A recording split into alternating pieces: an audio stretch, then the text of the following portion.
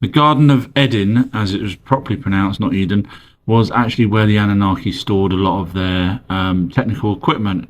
So it was a place of knowledge that they didn't want, for example, Adamu to learn the secrets. Now, they also did that with all sorts of things, like, for example, the boat of Ra, as mentioned in the last video, which was actually a skycraft.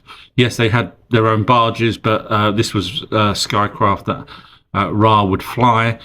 And the only place you can actually see any technology, because it's something that they absolutely forbid humans to learn about, was on the wall of or above the door in Abydos, in this carvings of a couple of their craft, and that's the only place you can find it. Just changing the subject slightly, those of you that may have seen In Search of Aliens TV program or my videos talking about the Malta skull, the elongated skull, there is an actual update now to that on my Patreon page, Our True History, and fascinating new update. No one else has. Look at this elephant, scarab beetle. Yes, I am being facetious, because the amount of people that try and pick me up when I accidentally say word wrong is freaking annoying. Anyway, it's a scarab beetle, and it is made of a special type of glass that's created due to an atomic bomb of some description found in the Great Sand Sea in Egypt. And the artifacts, there is no artifacts of a meteorite there, so the only conclusion is that it's one of the locations that the Anunnaki used in terms of them using their 7 weapons of terror. So hopefully I have not said anything else out of place that people are now going to start picking holes in. It gets a bit laborious. I believe I have worked out why the crystal skulls were made, and if I am right, once again, Our True History has knocked it out of the park, just like I did with the Enoch and Stonehenge and the Atlantis and Anunnaki. So if I'm right about the crystal skulls, someone's got to give me a medal. So the video that we'll be talking about that will be video 740. So do subscribe, follow, send me gold coins, the black pearl, the heart of the ocean, anything like that you want to send me.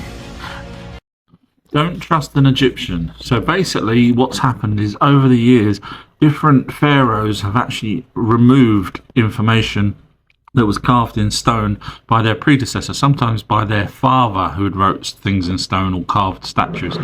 So archaeologists have now found that there is carvings underneath carvings where they've been patched up by the person that's followed on, and now this is coming to light because they're using certain techniques, etc., to work out where things have been written over. So for example, this one here is to do with Ramesses II writing over Seti information that he had given. This is called a Benben stone, or a pyramidium, which is supposed to be on top of a pyramid. Now, I say supposed to be because here you'll see on Wikipedia, I know people complain about Wikipedia, but basically leading researchers have concluded the pyramidium was never used.